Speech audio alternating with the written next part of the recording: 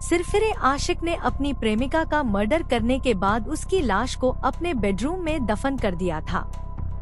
कातिल की कहानी आपके रोंगटे खड़े कर देगी। नमस्कार दोस्तों, कैसे हैं आप? क्राइम ऑन वे में आपका स्वागत है। आपने अगर अभी तक सब्सक्राइब नहीं किया है तो कृपया सब्सक्राइब कर लीजिए। तो आइए देखते हैं आज की नई कहानी। उद्यन 17 दिसंबर 2016 को एक पोस्ट करता है जिसमें लिखता है, आकांक्षा मेरी जिंदगी है। किसी ने उसे पिन भी चुभाया तो मैं उसके दिल को तलवार से चीर दूंगा। इस पोस्ट में आकांक्षा के साथ उसकी तस्वीर भी है। एक और पोस्ट है जिसमें वो लिखता है कि इस बात पर कोई शक नहीं है कि उसने मुझे पूरी तरह बदल दिया, मुझे अच्छा इंसान बनाया। मैं सिर्फ एक नियम फॉलो करता हूँ। आकांक्षा के दोस्त मेरे दोस्त हैं, उसके दुश्मन मेरे दुश्मन। उद्यन के इन पोस्ट से कोई अंदाजा भी नहीं लगा सकता कि वो जिसे अपनी जान बता रहा है वो उसकी जान ले सकता है। हाँ, ये सच है कि उद्यन ने आकांक्षा को हमसफर तो बनाया था, मगर उससे कभी मोहब्बत नहीं की, क्योंकि जिसके ज़हन में हवस हो उसके किरदार में कभी इश्क हो ही नहीं सकता। सिरफिरे आशिक ने अपनी प्रेमिका का मर्डर करने के बाद उसकी लाश को अपने बेडरूम में दफन कर दिया था। कातिल की कहानी आपके रोंगटे खड़े कर देगी। उद्यन कितना बेरहम था इसका अंदाजा इस बात से लगा पा जा सकता है कि उसने अपने सबसे करीबी 3 लोगों की हत्या की। माँ बाप के इकलौती औलाद उनकी मौत की वजह बनी। वहीं जिस गर्लफ्रेंड को वो बीबी बनाने का दावा करता था उसने उसे भी नहीं बख्शा। पश्चिम बंगाल के बांकुरा की रहने वाली आकांक्षा उर्फ श्वेता बेहद खूबसूरत थी। वह बहुत मिलनसार लड़की थी। उसी साल यानी 2007 में उसकी मुलाकात सोशल मीडिया के जरिए उद्यन नाम के लड़के से हुई। दोनों की दोस्ती कब प्यार में बदल गई पता ही नहीं चला।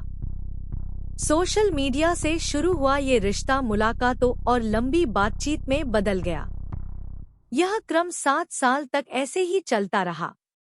ऐसा लग रहा था मानो आकांक्षा उद्यम के प्यार में पागल हो गई हो। वह उसे किसी भी कीमत पर खोना नहीं चाहती थी, इसलिए उन्होंने अपनी जिंदगी का एक बड़ा फैसला लिया। उस साल वह अपने परिवार से यह कहकर सीधे भोपाल उद्यन के पास आ गई कि उसे नौकरी मिल जाएगी। वहां वह साकेत नगर में उद्यन के साथ रहने लगी। लेकिन इस दौरान उसने अपने परिवार को बताया कि वह अमेरिका में काम कर रही है। उसकी बात से परिवार वाले खुश हुए। उन्हें लगा कि आकांक्षा ने बड़ी सफलता हासिल की है, लेकिन उन्हें इस बात का अंदाजा नहीं था कि उनकी बेटी के साथ क्या होने वाला है। तभी अचानक आकांक्षा ने अपने परिवार से बात करना बंद कर दिया। परिजनों ने काफी प्रयास किया लेकिन कुछ पता नहीं चल सका। इसके बाद आकांक्षा के भाई ने उसका नंबर ट्रेस किया तो उसकी लोकेशन भोपाल में मिली। जब उसके परिवार को शक हुआ कि आकांक्षा भोपाल में उद्यन के साथ रह रही है, अब घर वालों को उसकी चिंता सताने लगी।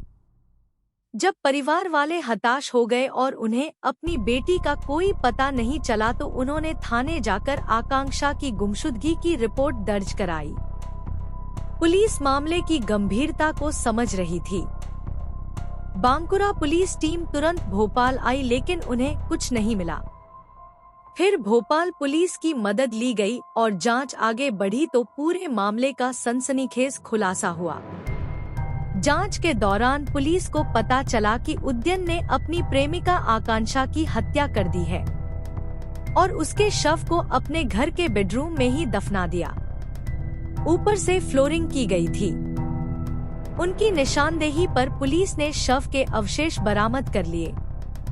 बांकुड़ा पुलिस ने 30 अप्रैल 2017 को आरोपी उद्यन के खिलाफ केस डायरी समेत करीब 600 पन्नों की चार्जशीट कोर्ट में पेश की थी।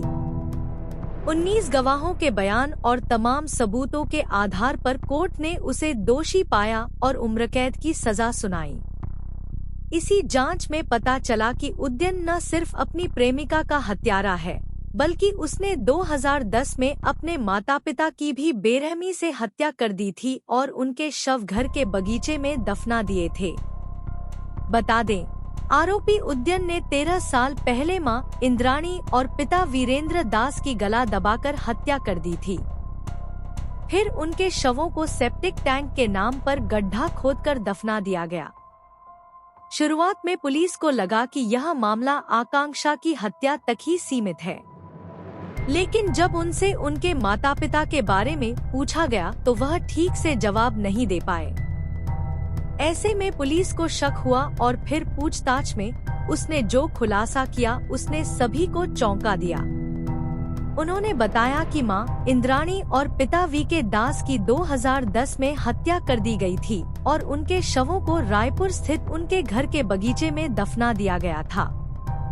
पहले उसने पुलिस से झूठ बोला था कि मां अमेरिका में रहती थी, जबकि पिता की बीमारी से मौत हो गई थी, जबकि उसने पहले मां और फिर पिता की हत्या कर दी थी।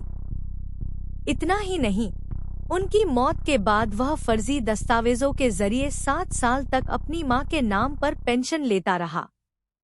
फिर बाद में उन्होंने मकान बेच दिया और भोपाल में रहने लगे।